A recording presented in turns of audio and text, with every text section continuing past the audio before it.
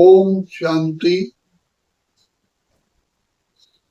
संसार का सबसे बड़ा आश्चर्य है कि परम पिता परमात्मा इस सृष्टि पर आते हैं स्वर्ग की स्थापना करने, नई दुनिया बनाने और अधर्म का नाश कर सद्धर्म की स्थापना करने, लेकिन बहुत गुप्त रीति आते हैं जिसको कोटों में कोई में भी कोई विरला ही पहचान।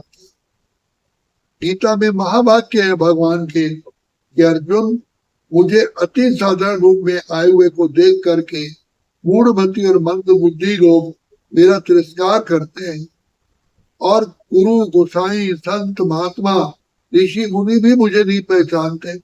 इसलिए बाल ब्रह्मचारी भीष्म पितामह, द्रोणाचार्य, कृपाचार्य, अश्वत्थामा किसी ने भी भगवान को नहीं पहचाना।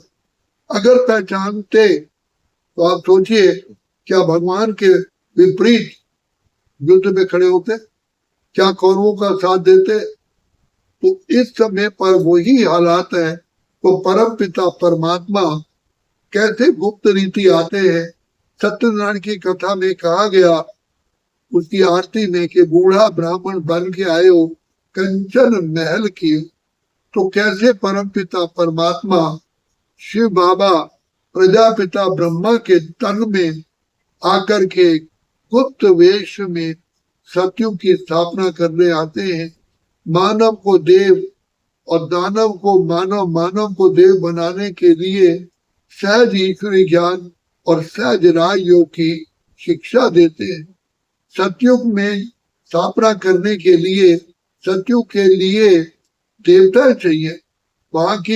वहां के गुण है सर्वगुण संपन्न, 16 कला संपूर्ण, संपूर्ण निर्विकारी, संपूर्ण अहिंसक, मर्यादा पुरुषोत्तम।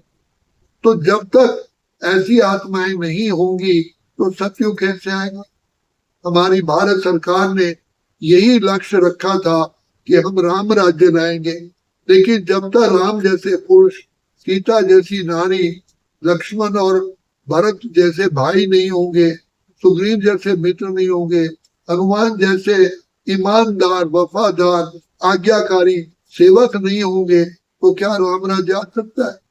तो परम पिता परमात्मा जो सर्व के सभी दाता है, कल्याणकारी है, पतित पावन है, जो विकारी आत्माओं को पावन करने वाले हैं, कैसे मीठे मीठे रूप से आकर के सहज ज्ञान और सहज राजयोग की शिक्षा दे करके दानव को मानव, मानव को देव बनाते। तो बाप को इस पढ़ाई को पढ़ाना पड़ता है, क्योंकि हम आत्माएं 2 युगों से विकारों के वशीभूत होकर के पतित तमो प्रधान बिल्कुल ही बंदर जैसे बन गए। तो बंदर में सबसे ज्यादा मैक्सिमम विकार होते हैं। काम वासना के कारण बंदर दर्जनों बच्चे पैदा करता है। क्रोध के कारण बंदर आपस में ऐसा लड़ते हैं जो एक दूसरे को जख्मी कर देते हैं। और बंदर में अहंकार इतना होता है कि हाथी को भी वो अपने से कम समझते उसको भी दूर करता है। और वो इतना होता है कि बंदरी का बच्चा मर जाए, उसकी डेड बॉडी तब तक संभाल के रखती है, चिपका के रखती है जब तक दूसरा बच्चा पैदा न हो। और लोभ इतना होता है कि बंदर थोड़ा सा पेट खाने में पेट भर जाएगा, लेकिन सारा का सारा उठा के ले जाता है। और बंदर में सबसे बड़ी नकलची होता है। तो आज जो भी मनुष्य पिक्चरों में इधर उधर में नकल देखते हैं, उसको नकल करने में होशियार है।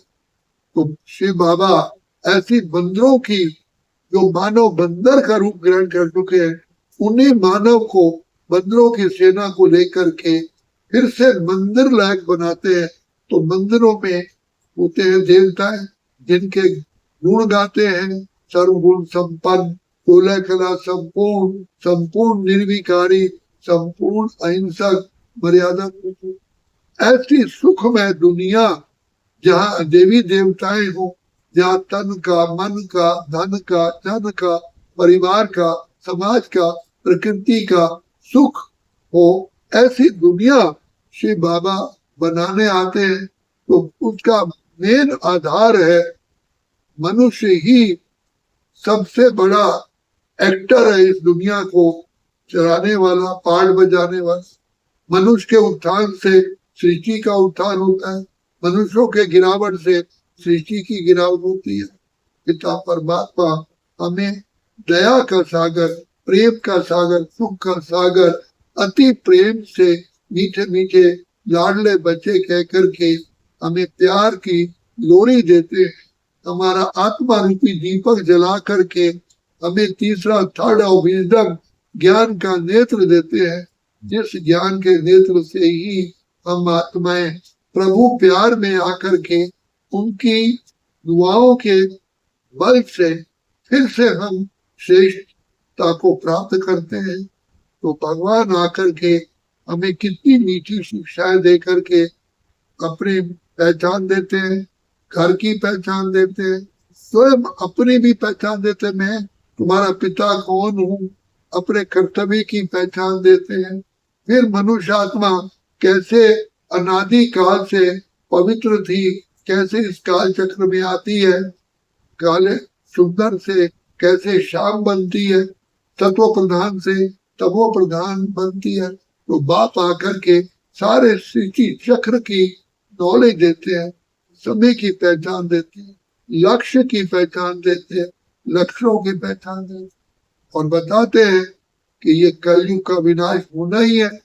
महाभारत महाभारत का समय है जब चारों ओर एटॉमिक बम बन चुके हैं, प्रकृति के भी खेल देख लो, तमो प्रधान होकर के प्रकृति का आपदाएं आ रही है। आज मानव में मानवता नहीं रही है। तो इस ऐसा समय पर शिव बाबा हमें जागृति दिलाते हैं, जागो जागो, समय पहचानो, अपने आप को जानो, पिता परमात्मा को पहचानो, उसके कर्तव्य को जानो और युग युगांतर के लिए अपनी मनोकामना पूर्ण करो।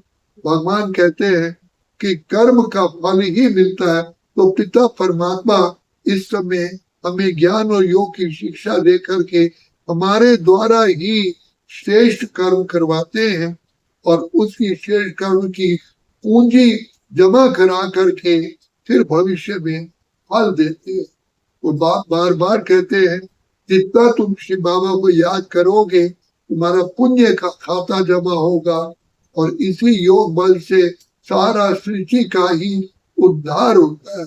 इसलिए बाप ये नारा देते हैं पवित्र बनो, योगी बनो। बाप की याद से ही हम पवित्रता की धारणा कर सकते हैं, पवित्रता की हमें प्रॉपर्टी मिलती है। तो योग बल से बाबा आकर के हम बच्चों को फिर से पावन बना रहे हैं। तो इसलिए कहा गुप्त वेश में सतयुग रचने आए शिव भगवान, अब तो जाग जाग इंसान, अब तो नींद त्याग इंसान। अभी अज्ञानता की नींद से जागना है, क्योंकि गया हुआ समय फिर कभी भी लौट के नहीं आता। अच्छा, ओम शांति, ओम शांति, ओम शांति।